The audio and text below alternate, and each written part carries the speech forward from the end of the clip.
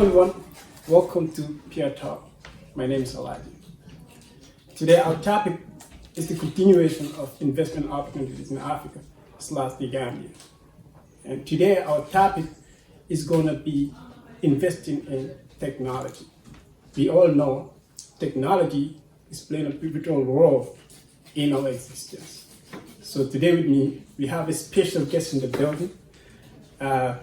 This young man is one of the smartest techs, in our area, I can call it. So our guest today is Saikou Manneh. What's up, bro?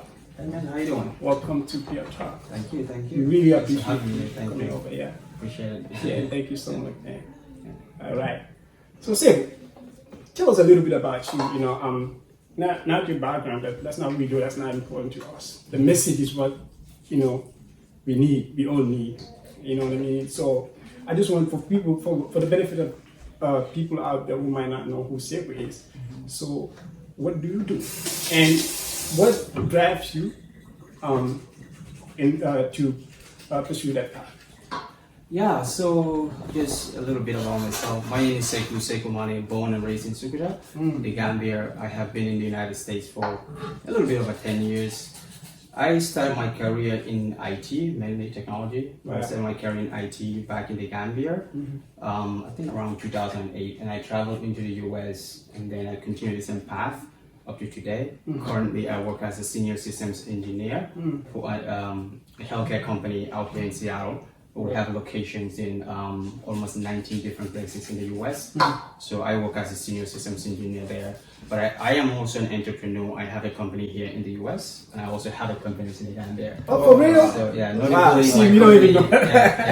Bro, so Brikama Association, we actually hosting Brikama Association. We do that with web development and other things. So yeah, it's so entrepreneur, a systems engineer, working as a full-time engineer, and then also doing my businesses. And I'm also into trying to open an ISP in the Gambia. So yeah, I started that process last year, and then we're on the process still. All right. But hopefully, that's good, man. Yeah. So actually, I just wanna I think we missed that part. I don't know if you mentioned it or not. What makes you pursue this path, like the technology? Yeah, so I came from a family of dentists.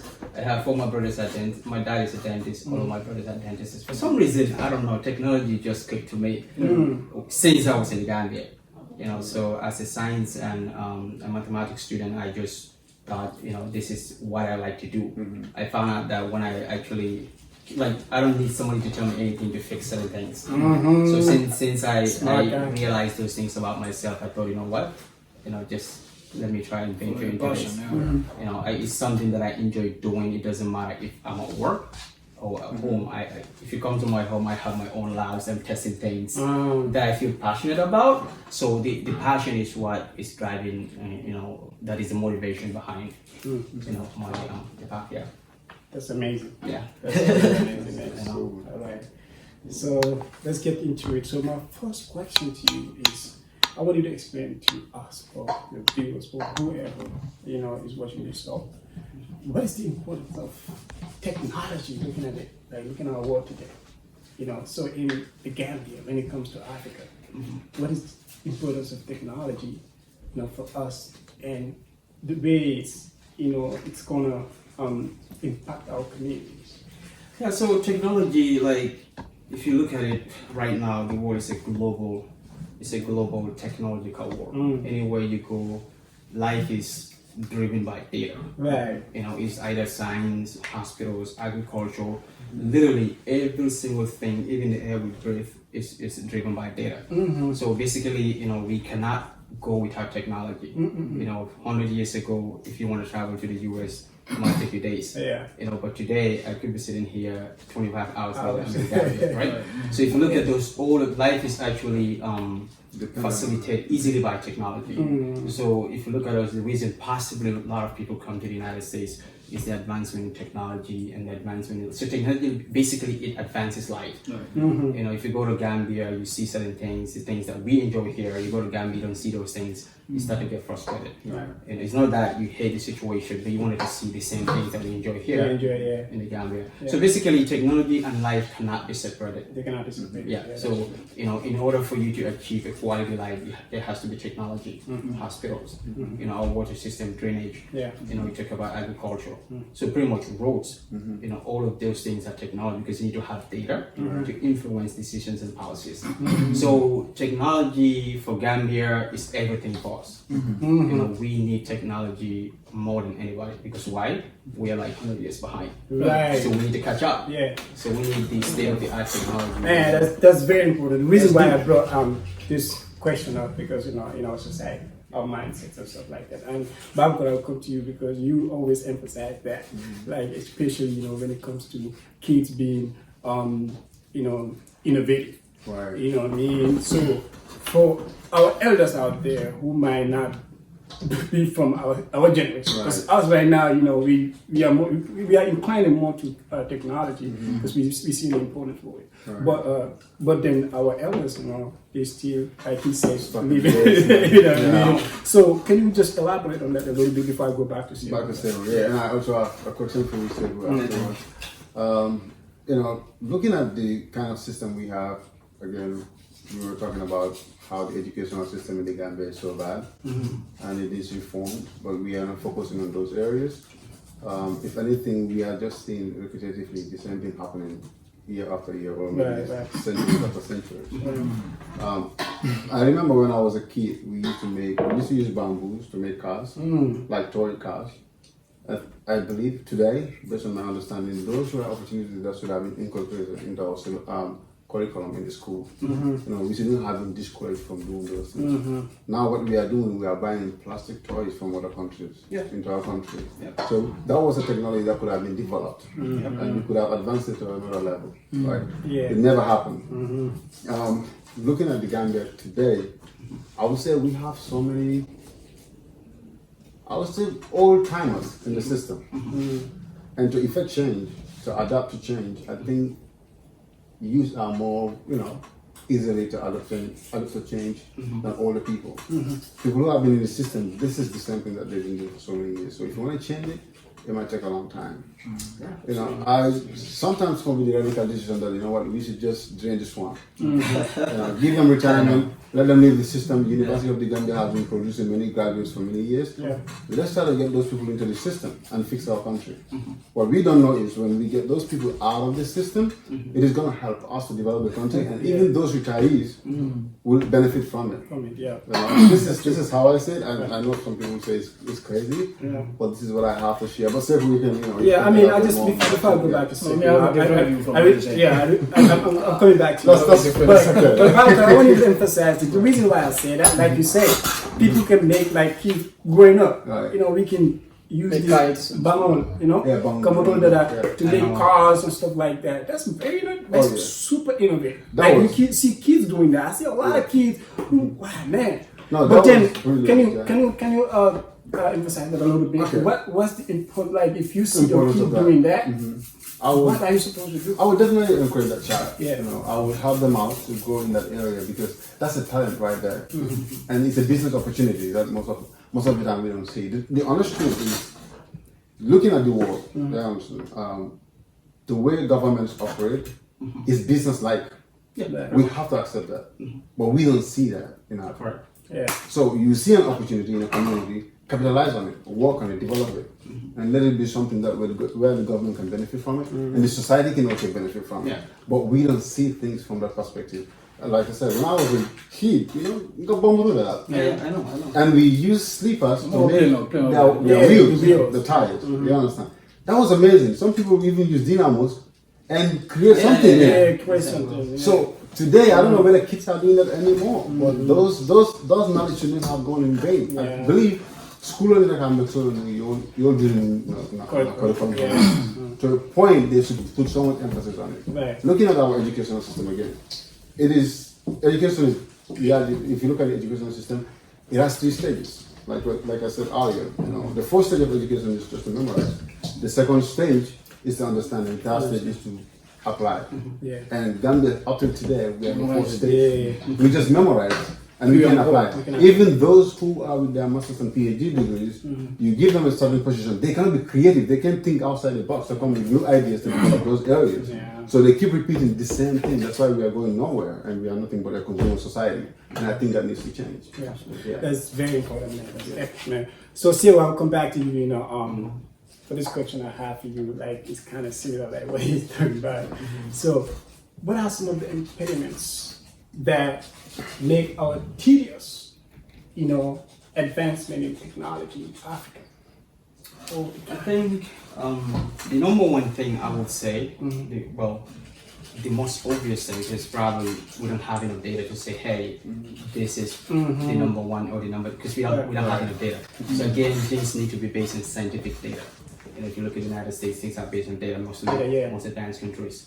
So Gambia, to my own opinion, right now, the human capital and the skill. When I say human capital, that is the skill to do the jobs. I studied IT in Gambia. I thought I know a lot when I was coming here. But when I went to school, I was like, what? You know, I felt like I don't know anything. You know, but I had to adapt to the new way of doing things. You know, by the time I get out of school, you know, I was hired in the classroom. So I think the way we are doing things right now, especially education, IT for sure, which I know, I don't think that's the way to do it. You know, there's a lot of folks in Gambia who go into these fields, and a lot of these tertiary institutions. You know, like I don't want to name a specific one, but there's a lot of these 1, 2, 3, you know, schools that say, hey, we teach IT, we do web design, we do this, we do this, we do development. Kids who go through those programs come out empty. Because why? You know, my opinion is our education system, critical thinking is not emphasized. That's right. You know, that's not emphasized. And then people want to memorize things or go through something without understanding, and that's the last thing you can do. And the second one I would think is investment in STEM. For those of you who are not familiar with STEM, STEM is science, technology, engineering, and mathematics. So when you say technology in Gambia, people are just saying, well, artificial, Gambia. That's what we know. Technology, right? Cell phone, you exactly. But technology is beyond that. Technology, you go to agriculture, you go to, for example, I'm gonna hit on Nawik at this. Go ahead, man. Nawik, for example, you know, how many times in a year or in a month Nawik would go out? But could there be data built into the system where they can predict when failure will happen? Exactly. And tell people exactly, hey, this day, next year, this hour, this minute, this second, there will be no power. People can prepare for that. So these are some of the areas where the young, you know, computer science engineers coming from the Gambia University can help. We have a problem, these people need to be tasked to go and solve those problems. That's what makes, you know, developed countries different. You know, but when we have a problem, we run to the West. Exactly. Import. Even services are imported. You know, definitely. Even if you look at, you know, all this Norway, Gambia, and other places. I don't know. I don't have first-hand information, but I can guarantee if you go to those institutions, some of the services they're doing, they have been done by Gambia. Some of the engineers, they have to be, you know, imported from another country. So these are some of the things that need to change. Those are costing the Gambia a lot of money. And then, you know, that's not how you develop a country. That's great. So let me just ask you a question. Okay, looking at the structural system that we have, I would say structural problem in the Gambia, especially when it comes to technology. Even University of the Gambia is producing a lot of computer science students. My question is, are those people ready to help with the problem that we have? The system in place, I would say the educational system in place, is it advanced enough to help us solve our problem, or we still need people to come out and help us? Let's say, for example, you're building your company. How do you think your company can help Gambia in solving some of these problems? And if you think there is a solution that you probably can present to the government, how do you think the government can help you to implement those things? So when you come to areas like that, it becomes political. But I'm just going to speak my mind as a Gambian, as a concerned citizen. I think right now at the University of the Gambia, which I don't have first-hand information. But again, if we are producing quality students, again, you don't need anybody to tell you that. Right. Yeah. People would have been coming to Gambia for shopping because computer science, even right now, as I speak to you, companies like Amazon, they're like 10,000 behind. Behind hiring, literally they cannot hire enough people. They have to go to India, where now the model has changed. A lot of Indians are trying to stay in India. The new thing in India is I'm a new computer science graduate. I want to invent something in India. If you look at India, the next generation dryers and washers, lights and other things have been developed in India. And India was a third world country long ago. Right. So we're in the same situation. Okay, so Gambia, again, this is going to bring my part to our education system. One thing, my brother is currently going to Gambia University, he's studying chemistry in Gambia University.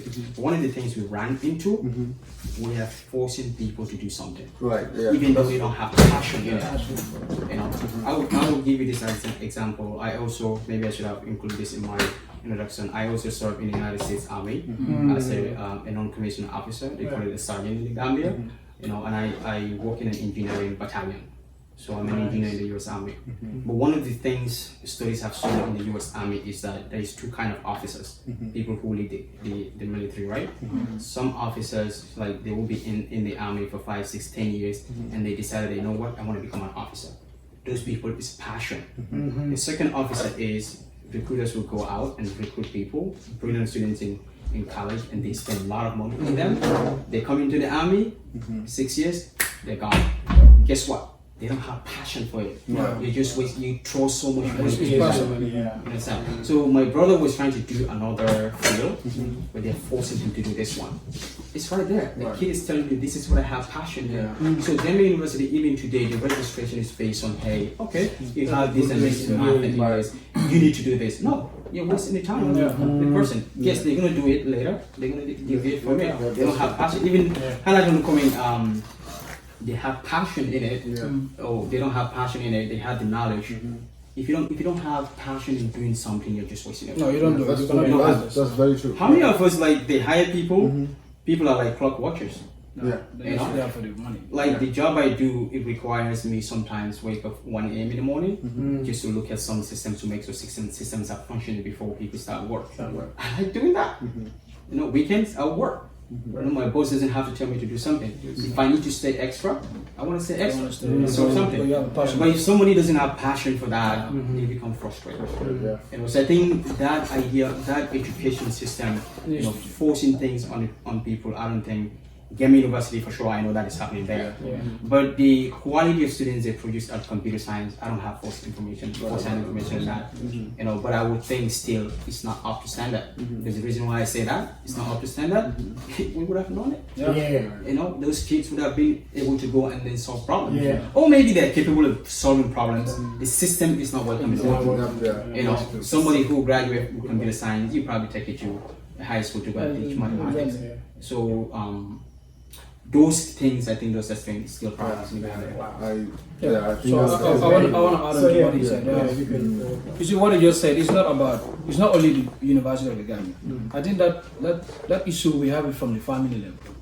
You see, even like what you were saying, if you see a kid, maybe 6, 7, they're busy with something that, the parents will be like, why are you wasting your time on this? Do this and become a banker, become a accountant and stuff.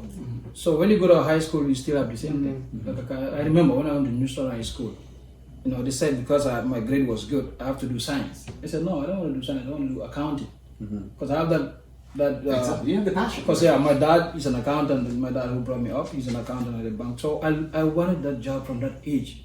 So it's like I have passion for that, I wanted to do it. But the school was like, no, you're not going to do that. We want you to do this one. I said, no, I'm not going to do this. So it was like a push and a pull. Because I knew where they wanted to put me, I didn't have passion for it. So if I had gone in there, I might not even perform well. So it starts from that level, from the family to the high school, then to the university. But university, it is very critical. But that's where, from the university, they go into the job market. So allow them to choose what they want, especially technology. The country cannot move without technology. Even the businesses that we do. Later on, I'll come to that. I was going to ask you that because without that, even farming. like you said, healthcare, everything is technology. If the country want to move forward, if you want to catch up with the rest of the world, we have to encourage our kids to go into technology, especially if they're so interested in it. Yeah. If they're so interested in push them. I remember when I was a little bit younger in the Gambia, you want to go to Gambia internet to, they were like, why you go, you want to be a scammer, you want to do this. So they see the negative part of it. They don't see anything because they say, why are you always busy going to the internet, wasting your money. One of my guys was like, why you guys always go there and waste your money? Because, you know, we wanted to know what is happening. We wanted to use the internet. It was very new. It was around 2000, 2001. So they see, like, when they see you going there, they think you are going there to do a bad, very bad things there. So, we have issues on those sides. We have to address them. Hence, we are talking about investment opportunities, about investing in Africa and stuff, and you are doing it. So, and now we are talking about impediments that the lack of, advancement in our technology. So what are some of the things that you're facing, right now? Me right now, like I think one time we spoke about it. You were encouraging me to build a website because when we did our survey, we realized that most of our customers are living in abroad. Right. So sometimes they contact me directly and they want maybe a specific kind of paint. Like if, for example, we have a website, it's easier, right? You can just go to the website, look at what you want, the color that you want. You pay it on the website, and then all we have to do is to deliver to your project. So right now we're not doing it, and it is affecting the business.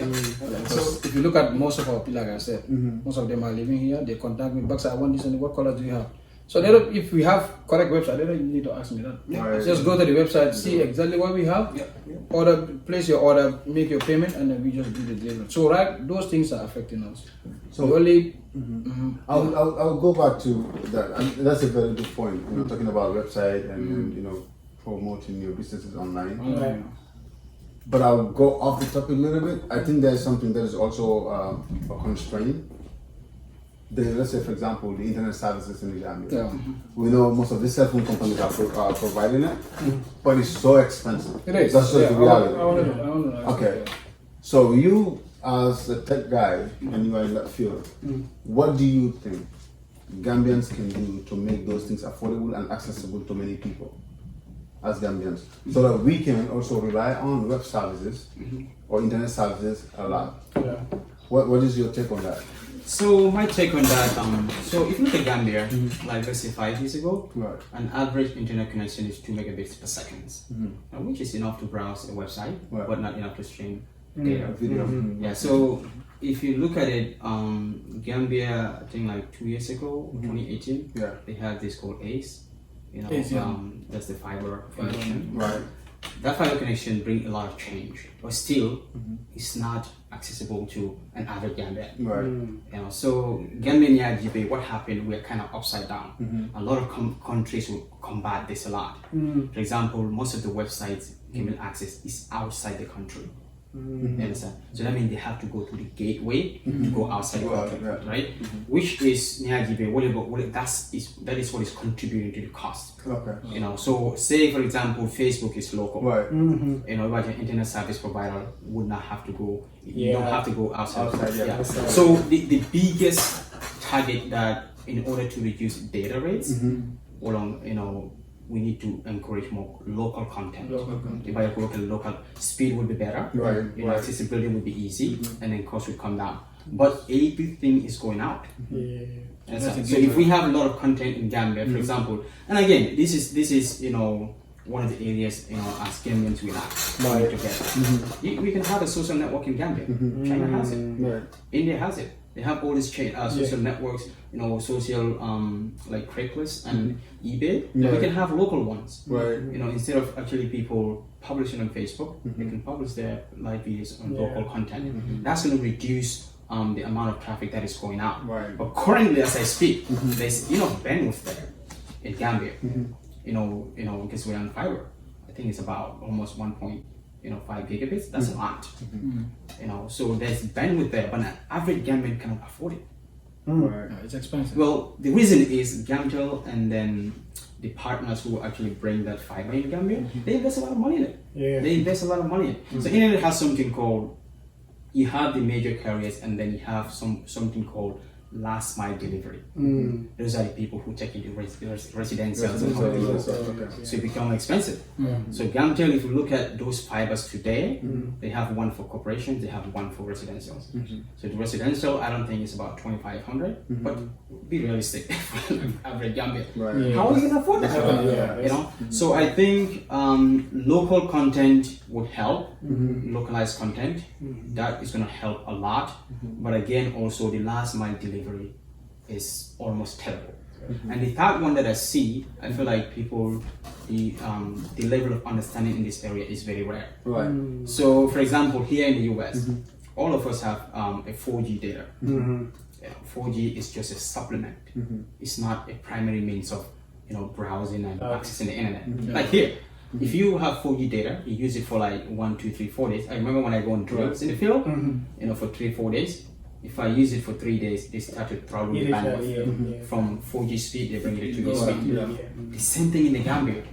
So what can we do to solve that? The solution is, which I'm trying to do, is people need to have internet at home. So if you come connect to your Wi-Fi, You go straight away. you go outside, you use your 4G. So even in the US, 4G is expensive because the implementation is expensive. You understand? So this is where you go to work, you have Wi-Fi. You are here, you have Wi-Fi. You go outside, you use your 4G. But in Gambia, people just want to spend money on 4G all the time. So I think the last mile delivery is not. It's not. It's not sustainable. Yeah. It's So expensive. the cost, of installation, for example, you want to install an internet at home right now, based on our survey and our findings, it will cost about $8,000. Wow. Because the ISPs in there, you have to buy a router. You buy a router, buy some antennas, the way they do delivery. Right. And if you're doing the wireless internet service providers, if you're doing Gamtel will come. In fact, they will tell you, hey, they have to dig a trench. You have to pay for that to bring in the fiber and all. So the cost for an average Gambian is not realistic. It's not. Yeah. So still, the gap is way too much. Wow, that's great. That's great. That's great. I think that can take us back to about our investment opportunities, like you said, Alajit. This is something that we are trying to encourage Gambians to do, and this is an area that you are also interested, and you have already invested in Gambia in a few companies, and also you said in the US. How do you think that is going to help Gambians, the company you started in Gambia? So again, it's internet. Example right now, when I went to Gambia 2018, in fact, that's how I started this. 2018 I went to Gambia, but before I go to Gambia, my company, because I had that job, they hired me to help, because they acquired another company. So they hired me to help them merge together, some of the systems together. So that I was playing a very important role. And then I already had a scheduled vacation to Gambia. So I talked to my boss, he told me, hey, if you can work there, I'm okay with it. Because I just need computer and internet to work there. I can work in the middle of the forest.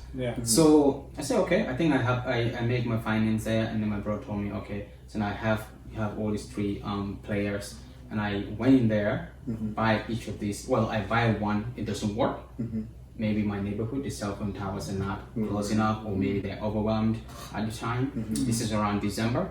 So, I tried all my best. Sometimes I have to drive out of my house and go somewhere and have a better signal to sit there and then do my Skype calls or my meetings or something that I need to do. So I knew that there's a gap. Big gap, There's a huge gap for internet accessibility from home. Which is still because mobile data is not gonna do it. No. It's not. Gonna do So this gap, that is what I'm looking to fill. And the solution is not gonna be, hey, we have internet 2,500. People are not. I mean, they want it, but they can't afford it. So that's important. the solution that we have, I don't want to get ahead of, because I know my people will be watching this. But the solution we have, we think is a very cheap model that will be able to broadcast Wi-Fi in the community in a form of hotspot where people can access, basically giving people options. Absolutely. So instead of, for example, you buy an officer credit for $100, I'm not sure how much data, maybe you have 100 megabits, I don't know how much. They give you that instead of how much data can you stream? You know what I'm saying? So with 100 megabyte, you probably cannot watch a lot of videos. So for example, our model that we have, you have time. Hey, you have this much time. You can do whatever you want within this time frame.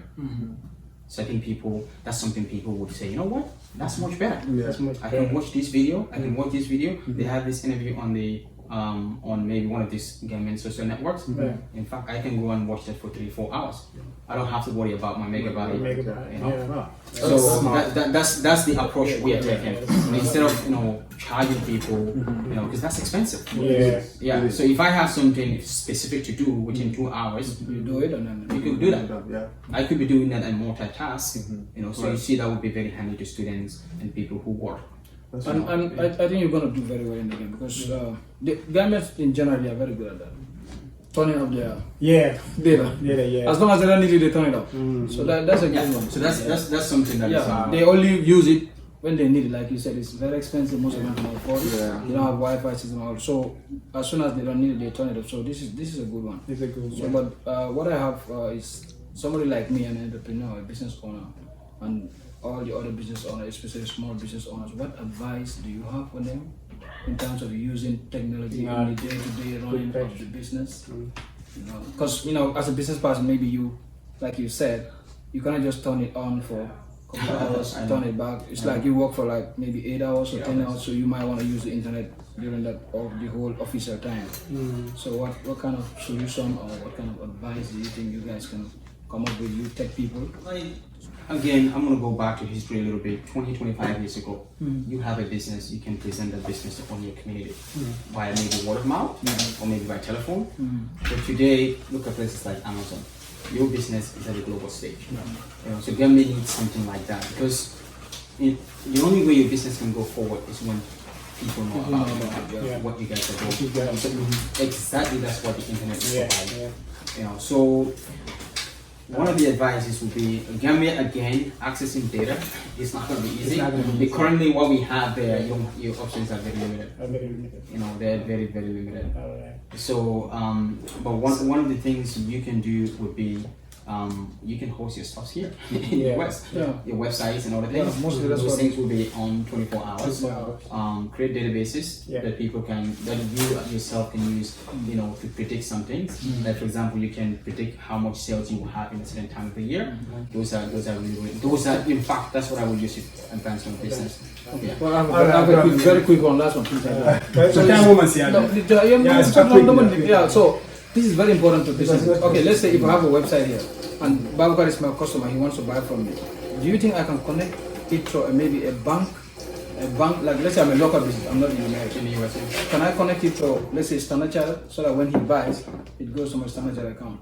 Like connecting your bank to your business website. So the way that works, you have banks, you have payment service providers like PayPal, Square. So those are payment gateways. It's just like internet. You send your data to Comcast send it to the rest of the world, right? So the same thing. People send their payment to the gateways, and the gateways send it to the bank. So when you set the payment up, PayPal or whatever, you just need to connect your account to that, and then when they pay, the payment service provider, those are the gateway, they pay your bank. And I foresee you for that. I need that. That's amazing, man, brother. Man, truly, man, this product is really, really powerful, man. It's knowledge, and I need to leverage it. So we talked about all of this, you know what I mean? I know some of them you talked about, but I want you to emphasize a little bit. I know we don't have a lot of time, but this is very important to me. What are the solutions? What are some of the solutions that we can use to mitigate, some of our lack of technological advancement in Gambia? And some of the misconceptions, because there's a lot of misconceptions. I think right now, the number one thing, you, me, and anyone, the Gambia, again, I think Gambians were more of, waiting for the government to do something. I think we have asked not what your government can do for you, but what you can do for the government. So the same thing. Here, number one, you can sponsor somebody to go and do computer science in the Gambia. But right now, the single most important thing in Gambia is the government is to invest in STEM, science, technology, engineering, mathematics. So the second important thing is reskilling. quick skill. You know, you go to Gambia, somebody say I'm a computer technician, you give them this computer, they don't know much about it. You know, so people have the titles, but they cannot apply it. You know, you go to hospitals, you go to places, you know, and then some of these things I'm saying, I'm trying to be honest. You know, I'm trying to be honest. You know, these are realities. Until we address these issues, we need reskilling. You know, when Gambia reskill, right now we have the working population. Gambian population is 2 million people, 2.4 million people. 2030. Predictions are we're going to hit 3 million people. So we have the working population. Gambia can have the skills. If we invest in our youth in science and technology and mathematics, we can ship our youth to Senegal, Mali, Nigeria, to the entire West Africa. So countries like Philippines, I work with a lot of people, Somali Philippines, they're not in America. They're getting paid $5, $6, $7 an hour. They're making a decent living. So I think when you say Gambia, you know, we have all these people going to school. When they graduate, where are they going to go? Well, we need to reskill our people to meet the demand for the world, or at least West Africa. You know, our engineers will go to Senegal, Sonatel, and other places, and then nobody's going to worry about, hey, is there enough, you know, work in the Gambia? So we need to have the human capital. Offer it to the rest of West Africa. All right, this quick question. I know. I'm sorry. This. So I want to ask you this. We have to come back here, bro. You know, I have a lot to tell you. Just this today. But I want you to elaborate just a bit, maybe like 1 minute. Maybe if you can elaborate on this. So, what are some of the investment opportunities when it comes to technology? So technology right now is a lot, you know, and the easiest analogy I'm going to use is all the technology we access here, 99.9% is missing in Gambia. Exactly. So think about it. You go to the airport. How much time do you spend there? Gambia still they're using cash at the airport. That's insane. Cash is everywhere. 2021.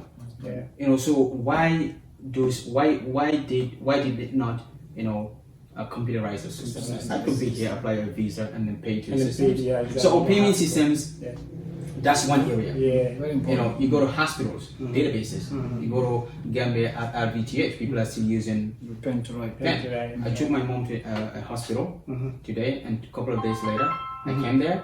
They can find the paperwork. Wow. So all of those areas, databases. Database. You know, data. Everything, you know, should be influenced by data, especially policies. You know, ministers, you know, how you call it, National Assembly members. They should have people assigned to them. Gather data. This is what is affecting my constituency. How do you know? The data is here. You know, so there is no much invest a lot in that.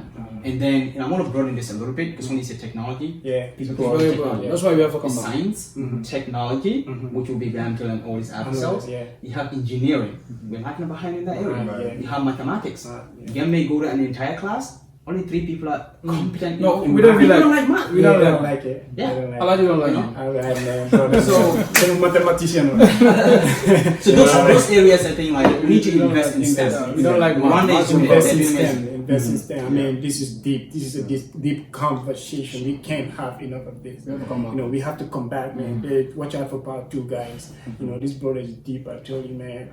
We need to incline towards. I know right now a lot of youth are doing that. A lot of young people are trying to, you know, focus on when it comes to technology. They're inclining towards that, and we need more of those. You know, like the brother said, if you see a kid, you know, that his mind is always on something that has to do with fixing stuff and all of that, encourage the youth, man. You know, take him to school to study engineering, technology, and everything. Our brothers, man. This is PeerTalk. What we do here: empower, encourage, and then recognize our young people who are doing amazing things in our communities behind the scenes. You know, on that note, I'll say we'll see you some other time. Please share the video.